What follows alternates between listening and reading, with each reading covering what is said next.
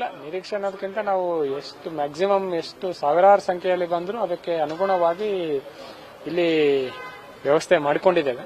So since ಕಳೆದ ಬಾರಿ ಆಗಿರಲಿಲ್ಲ, 6 ವರ್ಷದ ನಂತರ ಈ ಬಾರಿ ಆಗೋದ್ರಿಂದ ಭಕ್ತಾದಿಗಳು ಜಾಸ್ತಿ ಬರುವ ನಿರೀಕ್ಷೆ ಇದೆ. ಸೊ ಹೆಚ್ಚಿನ ಭಕ್ತಾದಿಗಳ ಒಂದು ನಿರೀಕ್ಷೆ ಮೇರೆಗೆ ಅದರ ಅನುಗುಣವಾಗಿ ಇಲ್ಲೆಲ್ಲ ಅರೇಂಜ್ಮೆಂಟ್ಸ್ ಮಾಡಿಕೊಳ್ತಾ ಇದ್ದಾರೆ. ಇಲ್ಲ, ಊಟದ ವ್ಯವಸ್ಥೆ ಎಲ್ಲ ಇಲ್ಲಿ ಹಲವಾರು ಮಠಗಳು ಇದಾವೆ ಮತ್ತು ಭಕ್ತಾದಿಗಳು ಅವರೇ ಸಹ ಬರುವ ಭಕ್ತಾದಿಗಳಿಗೆ ಊಟ ಅವರೇ ನೀಡುವಂತ ವ್ಯವಸ್ಥೆ ಮಾಡಿದೆ. ಸರ್ಕಾರದಿಂದ ಊಟದ ವ್ಯವಸ್ಥೆ ಯಾವುದು ಮಾಡ್ತಾ ಇಲ್ಲ. ಮಠದಲ್ಲಿ ಎಲ್ಲ ಫ್ರೀ ಊಟದ ವ್ಯವಸ್ಥೆ ಇದೆ, ಮತ್ತೆ ದಾನಿಗಳು ಸಹ ಅವ್ರದೇ ಊಟದ ಒಂದು ಇಟ್ಕೊಂಡಿದ್ದಾರೆ. ಫುಡ್ ಕ್ವಾಲಿಟಿ ಟೆಸ್ಟಿಂಗ್ ಮಾತ್ರ ನಮ್ಮ ವತಿಯಿಂದ ನಾವು ಮಾಡ್ತಾ ಇದ್ದೀವಿ. ಇಲ್ಲ, ಅದ್ರ ಬಗ್ಗೆ ಇಲ್ಲಿ ತನಕ ನಮಗೆ ಅದ್ರ ಬಗ್ಗೆ ಮಾಹಿತಿ ಯಾವುದು ಬಂದಿಲ್ಲ. ಅಲ್ಲ, ವ್ಯವಸ್ಥೆ ಎಲ್ಲದೂ ಸಪರೇಟ್ ಮಾಡಿಸ್ಕೊಂಡಿದ್ದೇವೆ, ತೊಂದರೆ ಇಲ್ಲ. ಎಲ್ಲ ಜನಾಂಗದವ್ರಿಗೆ ಎಲ್ಲ ಕ್ಯಾಟಗರಿ ಆಫ್ ಪೀಪಲ್ಗೂ ಸಹ ಇಲ್ಲಿ ವ್ಯವಸ್ಥೆಯನ್ನು ಸಹ ಮಾಡ್ಕೊಂಡಿದ್ದೇವೆ.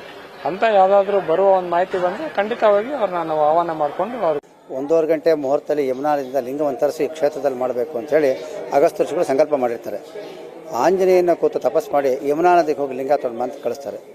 ಆಂಜನೇಯರು ವಾಯು ವ್ಯಕ್ತಿಯಲ್ಲಿ ಹೋಗಿ ಲಿಂಗ ತರ ತಡಾಗುತ್ತೆ. ಆ ವೇಳೆಗೆ ಅಗಸ್ತ್ಯ ಋಷಿಗಳು ಮರಳಲ್ಲಿ ಲಿಂಗ ಮಾಡಿ ಪ್ರತಿಷ್ಠಾಪನೆ ಮಾಡಿ ಅಗಸ್ತ್ಯೇಶ್ವರ ಅಂತ ಹೇಳಿ ನಾಮಾಂಕಿತ ಮಾಡಿ ತಮ್ಮ ತಪಸ್ಸನ್ನು ಆ ಮರಳಿಂಗಕ್ಕೆ ದಾರಿ ಇರ್ತಾರೆ. ತರುವಾಯ ಆಂಜನೇಯನಿಗೆ ದೊಡ್ಡ ಲಿಂಗ ತೊಗೊಂಡು ಬಂದು ನೋಡೋಷ್ಟೊತ್ತಿಗೆ ಬೇರೆ ಲಿಂಗವನ್ನು ಆ ಸ್ಥಳದಲ್ಲಿ ಮಾಡಿರ್ತಾರೆ. ಕೋಪ ಬಂದು ನಾತನಂತ ಲಿಂಗವನ್ನು ಮಾಡಲಿಲ್ಲ ಅಂತ ಹೇಳಿ ಅದನ್ನು ಕೇಳುವಂಥ ಪ್ರಯತ್ನ ಮಾಡ್ತಾನೆ, ಸಾಧ್ಯವಾಗಲ್ಲ.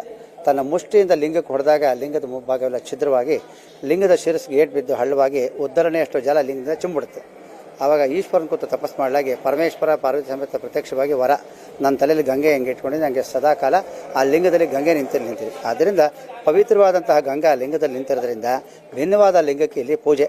ಆ ಗಂಗಾ ಇಲ್ಲಿ ಬರ್ತಕ್ಕಂಥ ಆಸ್ತಿಕ ಮಹಾಶಯರಿಗೆ ತೀರ್ಥ ಅಂತ ಹೇಳಿ ವಿತರಣೆ ಮಾಡ್ತೀವಿ.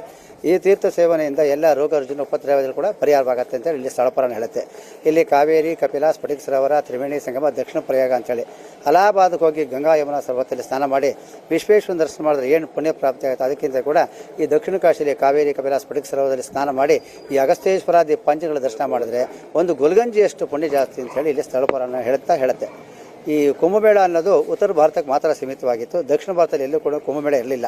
ದಕ್ಷಿಣ ಭಾರತದಲ್ಲಿ ಈ ತಿರುಮುಕೋಡು, ನರಸೀಪುರದಲ್ಲಿ ಮಾತ್ರ 3 ದಿನಗಳು ಸಮ್ಮಿಲನವಾಗುತ್ತೆ. ಹಾಗೆ ಉತ್ತರ ಭಾರತದಲ್ಲಿ ಗಂಗಾ, ಯಮುನಾ, ಸರಸ್ವತಿ ಸಮ್ಮಿಲನವಾಗುತ್ತೆ. ಅಲ್ಲಿ ಹಾಗೆ ಎಲ್ಲೂ ಮಾಡಿಗಡಿ ನಮ್ಮ ಜನಗಳಿಗೆಲ್ಲನೂ ಕೂಡ ಪುನೀತರು ಮಾಡಬೇಕು ಅಂತೇಳಿ ಎಲ್ಲ ಮಠಾಧೀಶರು, ಸಾಧು ಸಂತರು ಸೇರಿ ಜೊತೆಗೆ ಸರ್ಕಾರ ಕೂಡ ಕೈಗೂಡಿಸಿ ಈ ಕುಂಭಮೇಳನ ಪ್ರಾರಂಭ ಮಾಡಿದೆ. ಇದು 1989ರಲ್ಲಿ ಪ್ರಾರಂಭವಾಗಿ 12 ಕುಂಭಗಳು ಇದುವರೆಗೂ ಕೂಡ ಯಶಸ್ವಿಯಾಗಿ ನಡೆದಿದೆ. ಈ ಬಾರಿ ಕಳೆದ ಬಾರಿ ಕುಂಭಮೇಳ 2019 ನಡೀಬೇಕಾಗಿತ್ತು. ಕರೋನಾ ರೋಗ ಅನ್ನೋದು ದೇಶಾದ್ಯಂತ ವ್ಯಾಪಿಸಿದ್ರಿಂದ ಅದು ನಿಂತೋಗಿತ್ತು.